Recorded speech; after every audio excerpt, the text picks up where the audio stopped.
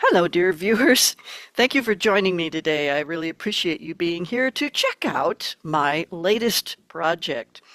I do not have a tutorial for this project because it was a little more complicated than I realized it was going to be, or, I kind of had a hint, but I just wanted to kind of free flow with this one.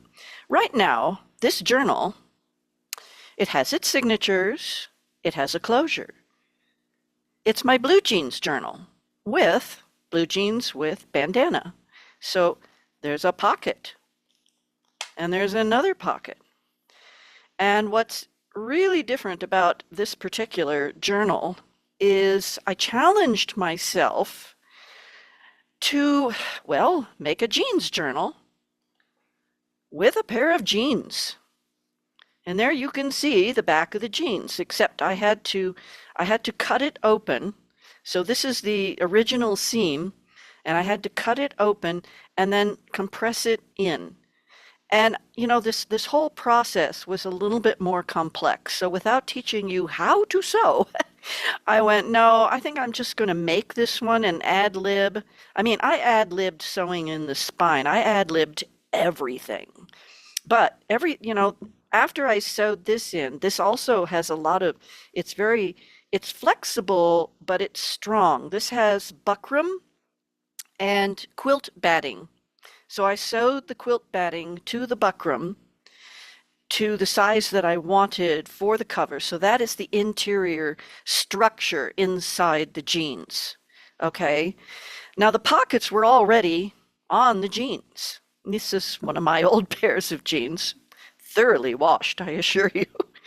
But I wanted to put the bandana material on. So this is 100% hand sewn onto the pocket. I did not run it through the machine. I hand sewed it on, which I don't think you can really see, but there is. Oh no, I take that back. Sorry, sorry. I was able to machine sew around this edge, but I couldn't here.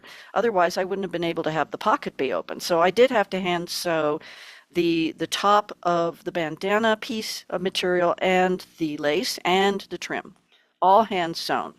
Then what I found out was the pockets were too close to the edge to run this through the machine, and it was also super thick. Very irregular, this edge. There's the buckram and the batting inside. So this whole side, all the way around, that's all hand sewn, 100% hand sewn all the way around. And I was able to machine stitch and turn this right side out, another strip of the material, and then I inserted it in, so I hand sewed it in really, really securely. But before I sewed the cover all together, I went ahead with the inside fabric and I was able to sew that on the top on the machine, but then I was able to sew on another pocket. So I thought it would be kind of nice to have a pocket inside here. So this is machine sewn to the fabric before I sewed the whole cover together. And then I just made a little pocket flap so that whatever goes inside will stay in place. So here's an image of the cover, a couple of images, before I sewed in the signatures. And you can see just the outside nice and flat. And here's the inside before the signatures. So this construction of the cover, it was just a little bit too complex to really make a tutorial because I was back and forth between the sewing machine and hand stitching. And so, yeah, there was really a lot to it. And without going into, I think I could have spent an hour video after, it took me about I think it took about 4 hours to make just the cover by itself. And these little bling pieces, these were shank buttons, and I broke off the shank and just glued those on with fabric tack. I used 2 strands of embroidery floss, and getting through the signatures and the cover and trying to make it accurate. You can see this one's just a teensy bit off. No worries. It looks fine. I'm not worried about that. So right now, what you're seeing are empty signatures. These are empty, but it closes so nicely. And I really wanted to add the ruffle, although I had 3 yards of this ruffle, so I really wanted to put that trim in. But what I have is here's everything that's going to go inside. So I wanted you to see it before and after, right? So it's kind of a flip through naked without with all the inserts not in it. And then I'll just kind of flip through after you've seen all the stuff. I've never done it this way before, but I thought it would be kind of a nice thing to do it a bit differently. So, you make lots of pockets, you've got to fill those pockets. So I wanted to add some extra bling. I had all of this scrapbook paper that had this jeans theme to it. And this is what I wanted to create, was a jeans journal focusing on jeans. And then I had a yard of this bandana material. So I thought that would be a really fun thing to have jeans and bandanas. And then I saw this and I was like, okay, there we go. So there's some stamping. There's some of my coffee dyed lined paper. This is the trim piece that was on the scrapbook paper cover. So I just used that to make a tuck spot. This is another piece of the bandana material. So all I did was zigzag stitch the edge, turn it in. A lot of this journal, and this is collaged, this is applique napkin. So a lot of what you're seeing here was inspired by Natasha of Treasure Books. And this is a piece of vellum. And I'm going to admit it. What I do is I turn on one of her videos that I like, and I just watch it, stop it, I put push pause, and then I do something. So each of these pages were made separately, and then I put them all together into the different signatures. Different kind of a belly band, more napkin, and it wraps all the way around. And then this is a separate piece that wraps all the way around. More napkin. And this is some Easter egg dyed paper. So all the blue paper in here is the Easter egg dyed paper. But that's kind of what I was doing to create this journal, and I have done it before. And it's so inspiring because, well, frankly, she is so creative, and she's figured out all these different ideas, and she puts them all into her journals. And I kind of go blank sometimes, so why not? This is it's just a great way to do this sort of thing, is be reminded. Well, we have stencils, we have rubber stamps, we have flip outs, we have these little trim pieces that we can just put in there. It just adds that little touch of something, right? And here's the other side of the bandana, rubber stamping. Here's the back side of the first signature. This was a fun little doily that I had, and I went, oh, I could make it a belly band in both directions. And any of the white is acrylic paint, so including the edge of the paper. It's acrylic paint with stencil. And just glue on a piece of paper, napkin, another one of the jeans scrapbook paper, more stenciling. And these are flips. Flip down, flip up, with a bit of that trim on there. And they are pockets. Just a little embellishment. Natasha did this in one of her journals, and it kind of makes these two plain papers a little more interesting. This is another thing that she did. So this is white paint through a stencil, and I had this lace. It makes a fun, beautiful belly band. Little flip out.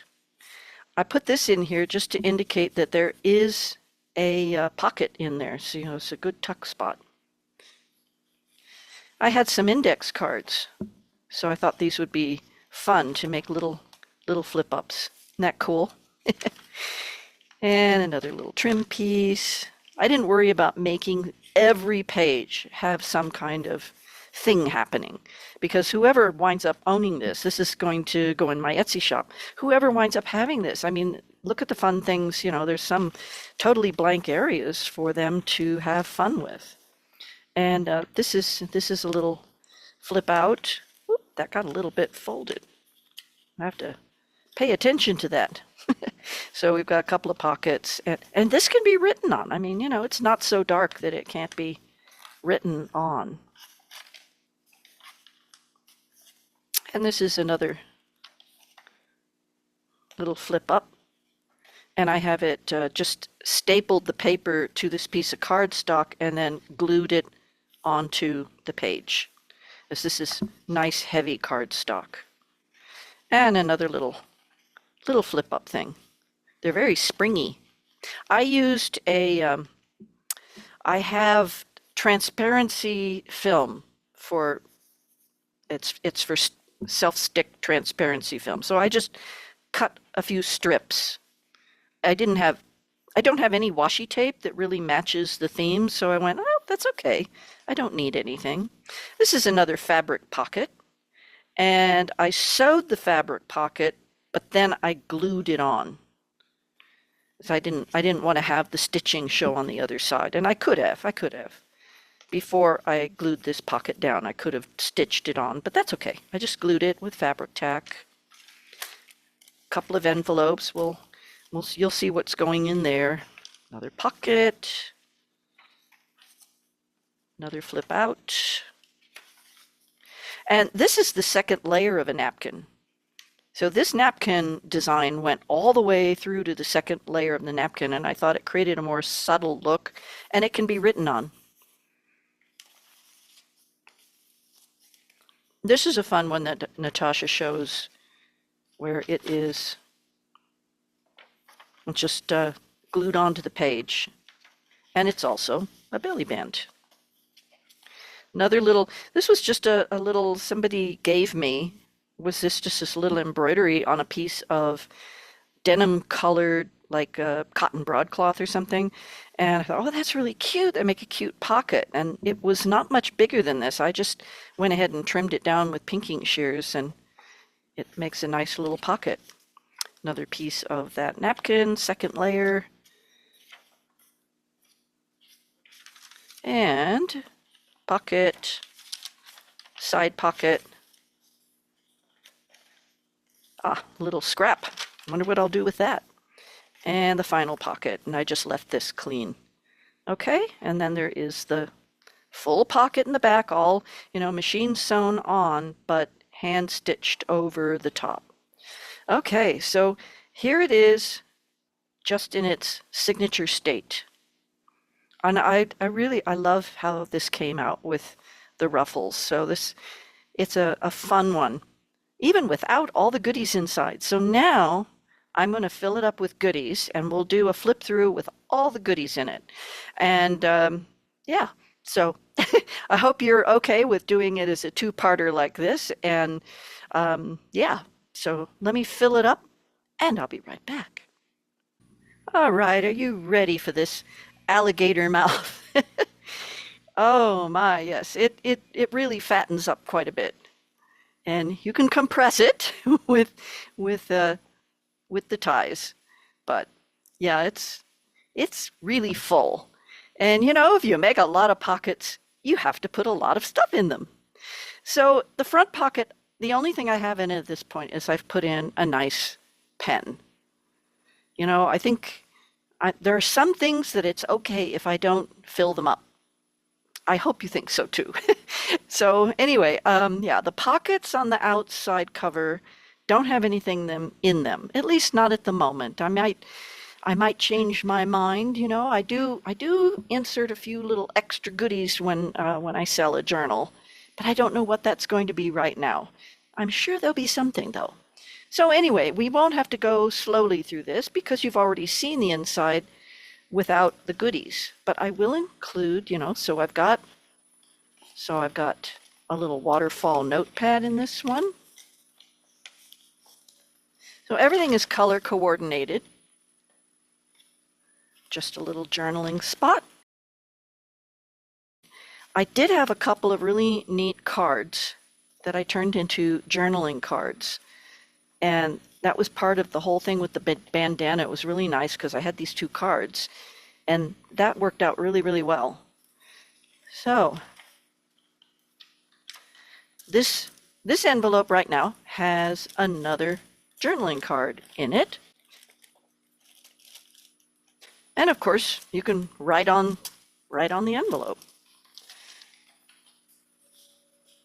And this band has another notepad. There's tons of journaling space in this. Tons and tons.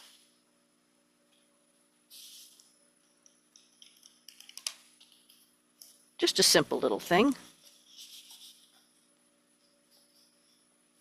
And it sits very tight in there, which is nice. Another little card. I did a lot of sewing inside the journal in the different bits and pieces. I sewed some of the pages. Yeah, so I did a lot of sewing here. And I used two different colored threads. I had a blue thread, a blue-gray thread in the bobbin, and a white thread on top. And I think that came out really pretty. So there's a lot of sewing that I did in this journal. So I sewed the ruffle on. And here's another card. Here's the other card. So you can see the stitching and the stitching. And that goes in the bandana material. So I think this was fun. I've got some vintage and antique handkerchiefs. I'm sure I'll be doing this in future journals.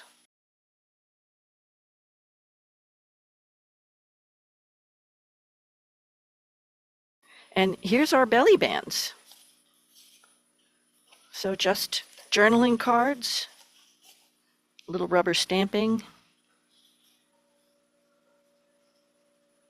and just some little ribbon there.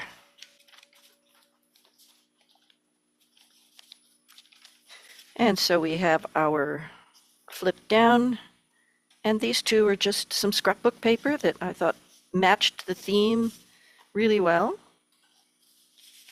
That make fun journaling cards. And in this belly band of the lace, this is the writing board. So this is a really heavy piece of cardboard. And I just glued on some more of that scrapbook paper. And you're going to need this because this is it's a lumpy journal. There's going to be a lot of need for a writing board with the various components that are on all the pages. And I got this from a quilt magazine. So I have a few of these. It was a nice quilt magazine, and that's our little flip up, flip down. This is just a little journaling spot, paper clipped on. A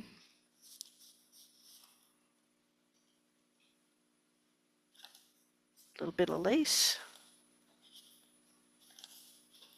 And that flips out. And this was some offcuts, and I went, well, why not? Just staple them together and in they go. Cool.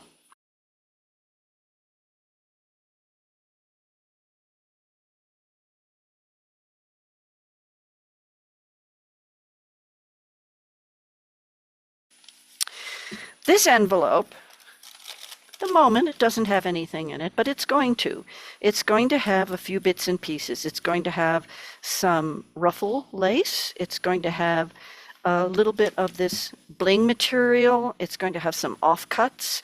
So there's going to be some bits and pieces so somebody can make some kind of a corner pocket or tags or something like that. A couple pieces of the ribbon. So this envelope is where I put my goodies. So this is for whoever winds up with this, purchases this journal, and they will have some little bits and pieces to play with. And here's where you can see where those offcuts came from a moment ago.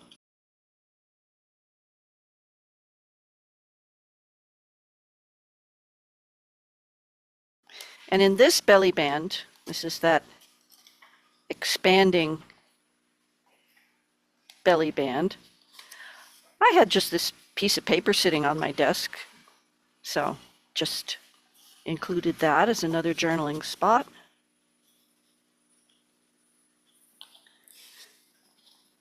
And I had so much of this ruffle, and I just went with a little curvy treatment this time.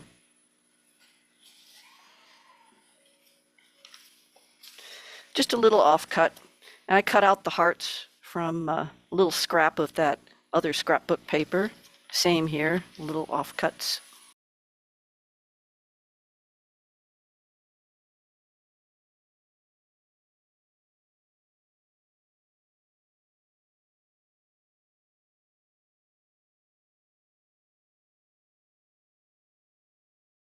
And this was also from that quilt magazine. So stitched and filled up with some nice dyed papers. Another little bit of bling, and that's it. So this journal's available in the Etsy shop, of course, along with all of my journals that are still available. I'm very grateful to have those sales. It helps keep me paying the bills and give me some supplies, and so I really appreciate any of the sales of my journals because I am on Social Security at this point, and every little bit helps, trust me.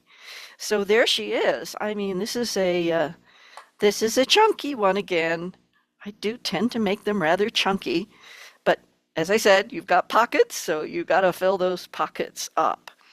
And I hope that this gave you a few ideas. I will link one of the Natasha videos that I was watching, and it is the Shabby Chic Journal on her site, on her YouTube channel. And so that was kind of my model for this one. Obviously I used completely different materials. So yeah, there it is. I really like it. I love how it came out. I don't think I'm ever going to make a jeans journal again because it was very complicated to sew this.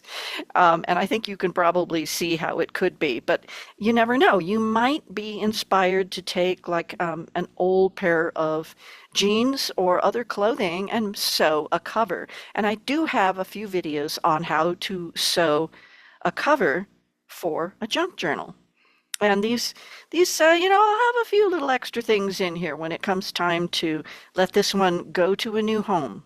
And I'm always grateful to those of you who buy these and make use of them and add your own creative touch and everything. I'm going to put a few of these in the sale kit, so there's going to be a little bit more things to play with.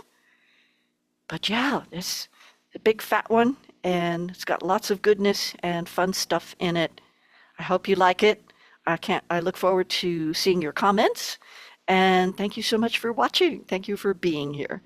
See you in the next video. Bye for now.